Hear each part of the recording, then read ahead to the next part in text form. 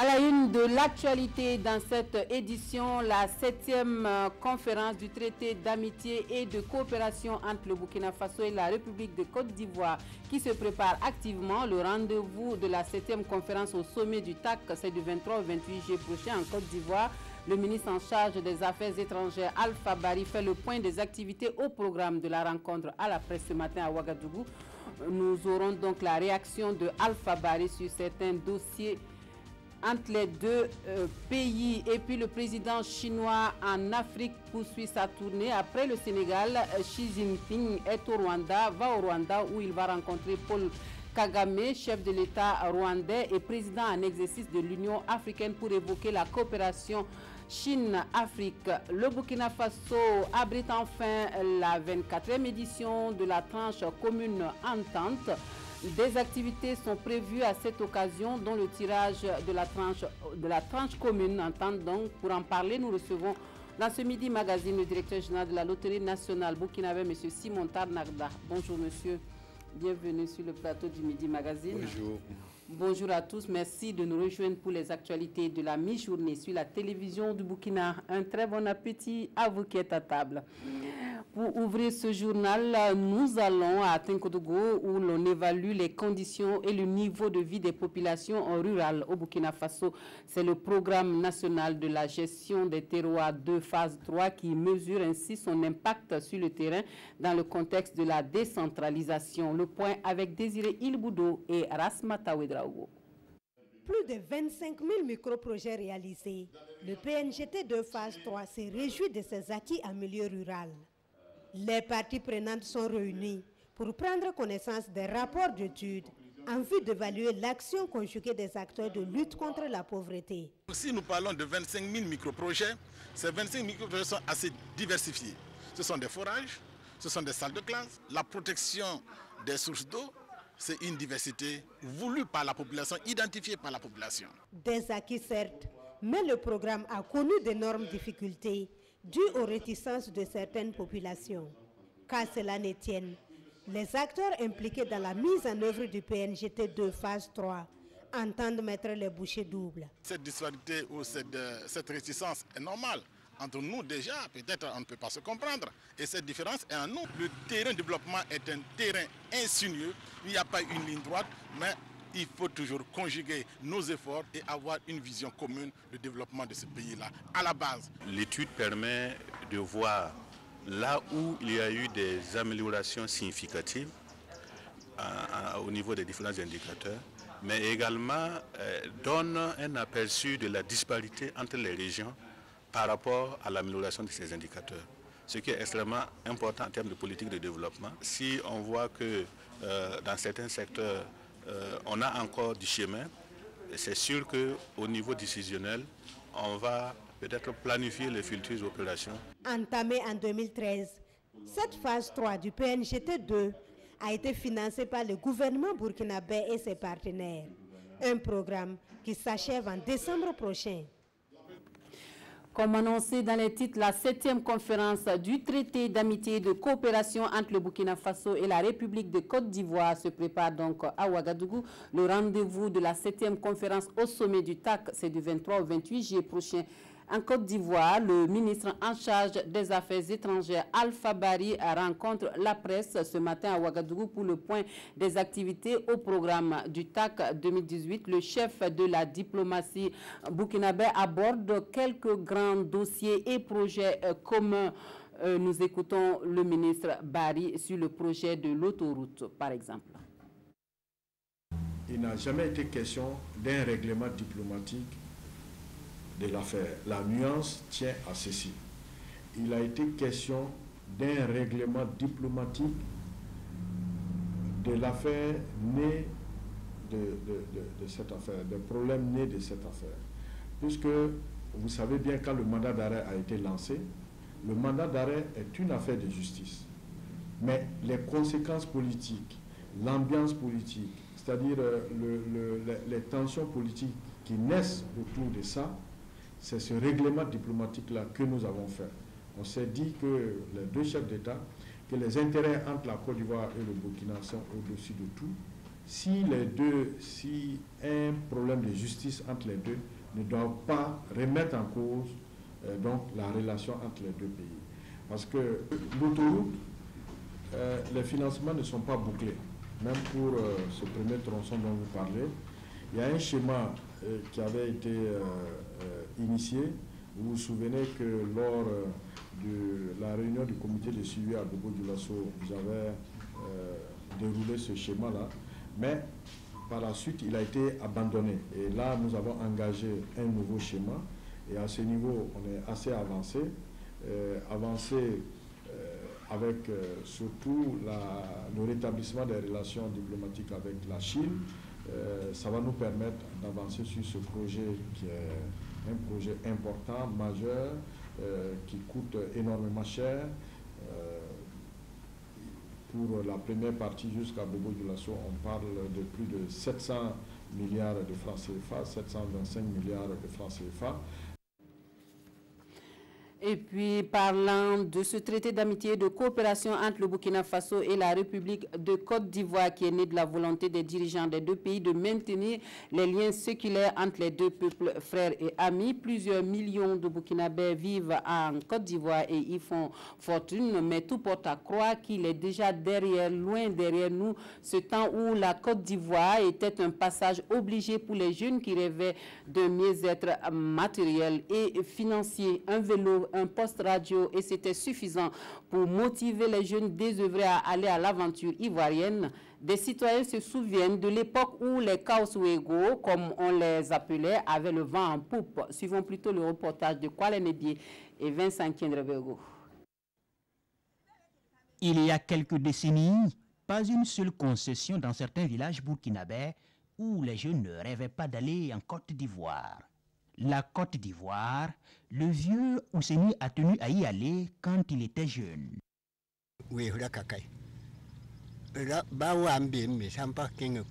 Avant, personne ici n'avait de vélo, sauf celui qui était revenu de la Côte d'Ivoire. Ceux qui partaient là-bas revenaient avec leur vélo et c'était très intéressant. Alors, tous les jeunes voulaient partir.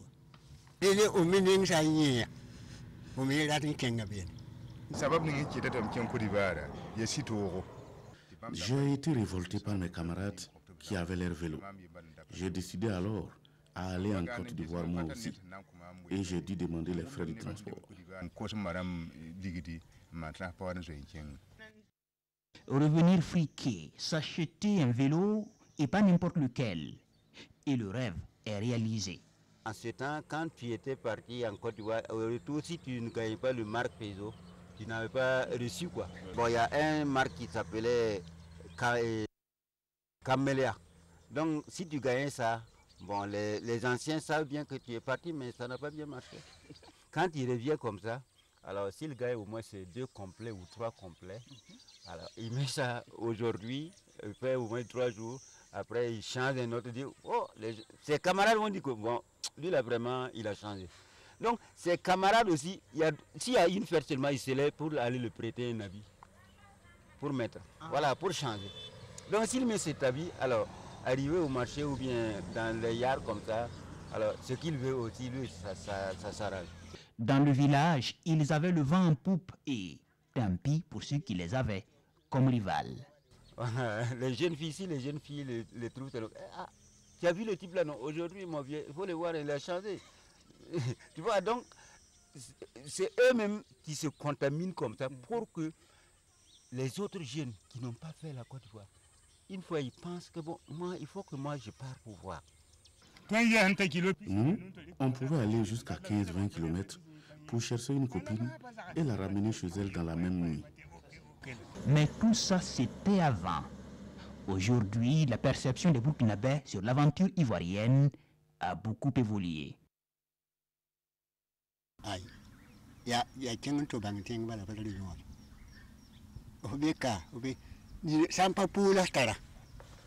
Aujourd'hui, sauf pour du tourisme ou celui qui possède déjà un terrain en Côte d'Ivoire, je n'encourage pas un jeune d'aller là-bas à l'aventure. Il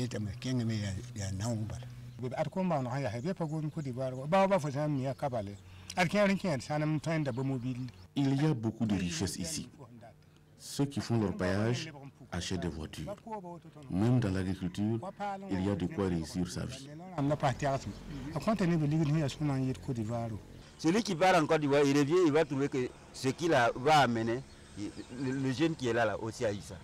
Donc vous voyez, maintenant, alors moi je peux dire que je ne suis pas âgé, mais le pays est un peu développé. Le pays est un peu développé et le vélo se range progressivement au musée. Voilà, nous en venons à la page entretien de notre journal. Le sujet, c'est l'édition 2018 de la tranche commune Entente. Et pour en parler, nous retrouvons notre invité, le directeur général de la Loterie nationale du Burkinabé, M. Simon Tarnarda. Rebonjour, DG. Bonjour, Mme Djonio. Alors, Monsieur le directeur général, que représente aujourd'hui la tranche commune Entente pour les pays membres du Conseil de l'Entente? Merci pour l'opportunité que vous nous offrez d'en parler. Mais avant toute chose, je tiens particulièrement à remercier la télévision nationale du Burkina pour cette opportunité et d'une manière générale, mes remerciements vont à l'endroit de la presse qui nous accompagne de façon régulière pour une meilleure visibilité de nos activités. Parlant du tirage Entente, il faut dire que c'est une cérémonie qui trouve ses racines dans cette organisation politique à vocation économique qui a été instaurée dès les indépendances et même peu avant parce que ça s'est passé en 1959 avec 4 pays, le Burkina, le Niger, la Côte d'Ivoire et par la suite en 1966, le Togo. En 1966, le Togo a rejoint le groupe pour en faire un groupe de 5 pays. Et dès 1970, les chefs d'État ont pris une résolution demandant aux différentes loteries des pays membres du Conseil de l'Entente de se mettre ensemble pour faire un tirage Entente. Et depuis, le tirage Entente se déroule avec certainement des évolutions et nous y sommes jusqu'à présent. Et depuis, il y a eu beaucoup d'évolutions, comme vous l'avez dit, dans l'espace Entente, il y a beaucoup de structures aujourd'hui à vocation économique. Le développement par la solidarité, qui est le slogan de la tranche commune Entente, comment cela se traduit dans les faits encore aujourd'hui sur le terrain? Il faut dire qu'au départ, le tirage Entente consistait pour chaque loterie de baptiser un de ses produits tirage Entente. Par la suite, on a retenu de faire une cérémonie pour se retrouver et marquer cette tranche que nous dénommions tirage Entente dans un seul pays. Et ça se passait souvent au mois de mai, qui correspond à l'anniversaire de la création de cette organisation d'intégration. Et avec l'évolution, nous avons retenu au niveau des loteries de faire une tranche commune, à savoir qu'on va mettre sur le marché un même produit et procéder à un tirage unique qui est valable pour tous les pays. Cette étape passée, nous avons réfléchi et nous avons trouvé que c'était bien de mettre des éléments dans cette cérémonie-là pour favoriser l'intégration. C'est ainsi que les troupes culturelles, les manifestations sportives accompagnaient les cérémonies de tirage Entente. Et comment maintenir cette activité, comment maintenir les populations en haleine quand on sait que depuis le début des années 60 que le tirage a commencé? Est-ce qu'il n'y a pas de la lassitude? Comment vous arrivez à maintenir les populations en haleine? Bon, nous avons réfléchi et trouvé une formule qui suit son cours actuellement. Nos pays ont des potentialités touristiques insoupçonnées et souvent qui ne sont même pas connues par les habitants de ce pays. Par exemple, pour la formule qui a cours actuellement, nous faisons en sorte que dans le tirage Entente, il y a un lot qui consiste à obtenir un billet d'avion pour aller dans le pays qui organise le tirage Entente. Et lorsque nous rassemblons tous les gagnants dans ce pays, on fait un programme touristique. Et quelquefois, ceux qui sont dans le pays d'accueil ont une frustration parce qu'ils n'ont pas le billet d'avion que nous compensons par ailleurs. Mais ils sont agréablement surpris à la fin du processus parce qu'eux-mêmes, ils sont dans leur pays et ils vont découvrir des sites qui étaient à côté d'eux, dans leur pays, avec un grand émerveillement. Donc ça crée une émulation et ça entretient des rapports les relations d'amitié qu'on crée entre ces gagnants-là sont des relations durables. Et souvent, et ça nous revient que les gens se sont rencontrés, ils ont tissé des relations, ils se sont rendus visite après le tirage. Donc ça crée des liens d'intégration, ce qui est la vocation du tirage, de l'organisation du Conseil de l'Entente. Alors comment va se dérouler le tirage de cette année au Burkina Faso? Bon, il faut dire que le tirage va se passer précisément le 27 de ce mois. Mais avant, il y a un programme qui accompagne. Parce que lorsque nous organisons le tirage comme ça, il y a un ensemble de programmes qu'on déroule. Il y a un programme touristique pour les gagnants que nous accueillons, un programme des experts qui planchent et un programme des DG qui prennent les décisions. Tout cela va être mis en route par une cérémonie d'ouverture présidée par notre ministère de tutelle.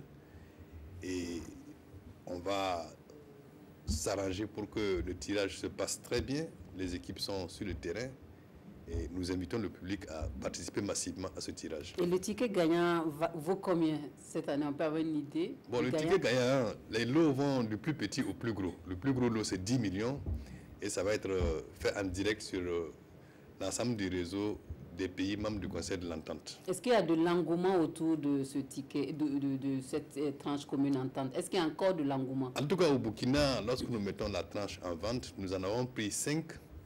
Et en 3-4 semaines, on a fini de vendre les 5 tranches. C'est dire qu'il y a un engouement certain autour de ce produit-là. Et quel conseil vous donneriez aux heureux gagnants cette année pour le bon usage de leur lot, par exemple? C'est le conseil récurrent, c'est de faire en sorte qu'ils puissent tirer un grand profit de ces gains. Il faut dire qu'à l'occasion de ce tirage entente, nous faisons en sorte que tous les pays membres du Conseil de l'Entente, toutes les loteries des pays membres du Conseil de l'Entente fassent une cotisation pour qu'à l'occasion du tirage, on procède à l'inauguration d'une infrastructure. Et cette année, ce sera? Ça sera dans les encablures de Piscila. On va inaugurer un CG pour le bonheur des populations. Merci beaucoup, monsieur le directeur général de la Loterie nationale burkinabé, d'être venu sur notre plateau pour nous parler du tirage de la tranche commune entente pour sa 24e édition. Et c'est le Burkina Faso qui abrite l'événement. Vous restez avec nous pour la suite de notre journal. Pour les autres actualités, la 30e promotion de l'Institut des sciences et techniques de l'information et de la communication est riche de 80 compétences pour la presse burkinabé. Les nouveaux stagiaires, tous niveaux confondus, obtiennent leur diplôme et avec les encouragements de leurs parents à exercer leur métier avec professionnalisme. La cérémonie de sortie de promotion avec Amadou Ilboudo et Aruna Mari.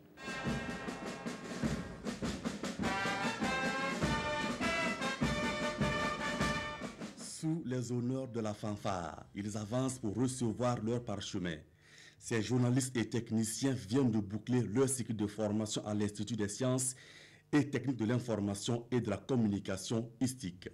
Je travaille sur le thème médias et défis sécuritaires, notamment le traitement de l'information liée au terrorisme par la RTB Télé. Pour le terroriste, la victime n'est qu'un instrument, la peau d'un tambour que l'on bat pour alerter un large public. C'est dire que le journaliste a une place de choix dans la stratégie de communication des terroristes. Et sans le vouloir, s'il n'y prend pas garde, il peut aider ces derniers à atteindre leurs objectifs de communication. Ce précieux sésame est le fruit de 18 à 30 mois de formation en fonction du niveau. La moisson 2018, c'est environ 80 impétrants, dont 9 agents de la RTB. Des diplômes acquis au prix de moult efforts parsemés d'embûches. Je pense qu'il y a un effort qui est fait. Pour ce studio radio, on a travaillé ensemble. Vous savez que l'ISTIC est l'un des EPE qui ne fait quasiment pas de recettes. Donc l'État doit s'engager à accompagner l'ISTIC. Nous l'avons fait pour ce qui est du studio radio. Pour la question du studio télé ou de l'imprimerie, il est nécessaire que cela soit mis dans le cadre du plan stratégique pour que les bâtiments qui vont être conçus prennent en compte cette possibilité-là pour donner cette chance donc d'avoir une formation effectivement au plus proche de la réalité du métier. Les sortants ont rendu hommage au personnel d'encadrement pour leur sacrifice. Ils ont choisi Mahamoud Ouedraogo comme président d'honneur de la promotion. Pour le parrain Abdul Karim Sango, les stagiaires doivent mettre en pratique les savoirs acquis.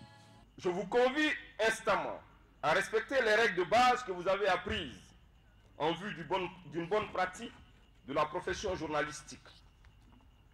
Le respect du code éthique et déontologique doit être un principe sacré pour réussir ce pari. Diplôme en poche, leur compétence est désormais attendue sur le terrain pour apporter plus de galons à la presse. Voilà, et nous allons au Sahel où c'est Abdoul Nasser qui préside désormais aux destinées de la communauté Touareg de la province du Sénou. Il aura pour mission, entre autres, de travailler à une meilleure organisation de la communauté. L'installation du nouveau président Adouri avec Souleymane Kwanda et Seydou Zon. La communauté tamashek de la province du Sénou a désormais un président. Et le choix s'est porté sur Abdoul Nasser. Selon ce dernier, le choix d'un président de la communauté tamashek était plus qu'une nécessité. Toutes les autres communautés ici dans la région sont organisées de manière à avoir un représentant. Bon, maintenant, nous, notre communauté aussi a senti en fait ce vide où en fait il n'y a pas une référence. Donc ils ont décidé cette fois en fait de se faire une référence, au moins un répondant. Donc c'est là que maintenant que la communauté elle-même s'est organisée et elle m'a choisi comme étant maintenant le représentant de cette communauté. Abdoul Nasser a une double mission. Il doit travailler à organiser la communauté tamashek de la province du Sénou et être le porte-parole de la communauté auprès de l'administration. Nous avons une administration qui nous écoute beaucoup, qui est très proche de sa population. Mais maintenant, c'est la population, elle aussi, en fait, qui doit aller vers l'administration. Parce que l'administration, à elle seule, en fait, ne peut pas comprendre, je crois, un peu ce que vit toute la communauté. Et c'est maintenant, en fait, la manière aussi que la communauté pourra présenter, elle aussi, peut-être ses difficultés. Et nous verrons ensemble comment essayer de résoudre ces difficultés. La communauté tamashek, c'est une communauté vraiment qui sont nombreux. Ils sont un peu éparpillés dans le monde et dans l'Iptako. Donc maintenant, ils ont une référence, par exemple, un président qui va bien organiser cette communauté, au moins qui sont dans les autres communautés qui sont au niveau des Sénou. Ils ont une référence, s'il y a quelque chose, au moins on doit l'appeler et pour le dire. Et dans ça, maintenant, il peut réunir les tamasheks qui sont là. Je suis très content en tant qu'un tamashek de l'Oudala. La désignation d'un président de la communauté tamashek de la province du Sénou est une première. Et l'événement est ici célébré par des pas de danse. Un cinéma, c'est l'un des 9 films qui bénéficient de l'accompagnement du président du Faso. Fragile Espoir du réalisateur burkinabé Inoussa Bargna est en tournage. En ce moment, la migration est au cœur de l'intrigue. Une de nos équipes de reportage s'est rendue sur le plateau de tournage à Ouagadougou. Suivons Urbain Benito Sommet et Zalissa Sanfo. Fragile Espoir, c'est le titre du film en tournage ici. Un court-métrage du jeune réalisateur burkinabé Inoussa Bargna qui conte l'histoire d'une femme, d'une épouse, d'une mère accrochée à son téléphone, attendant les nouvelles de son mari, parti à l'aventure il y a 2 semaines.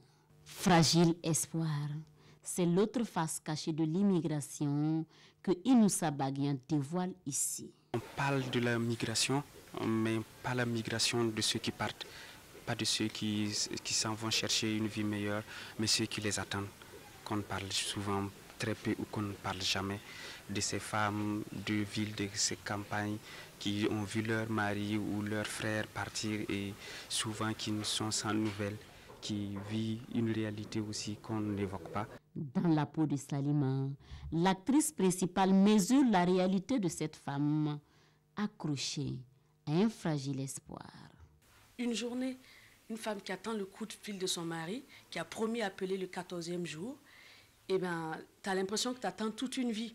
Le mec, il peut mourir. C'est tragique, en fait. C'est plus tragique pour ceux qui attendent que pour ceux qui partent. Une tragédie, donc, que tout le staff technique d'ici et d'ailleurs s'apprête à vous faire vivre. Technique et artistique, c'est le challenge. On a commencé par une bonne prépa. On a pris le temps nécessaire de faire des repérages, chercher du bon matos.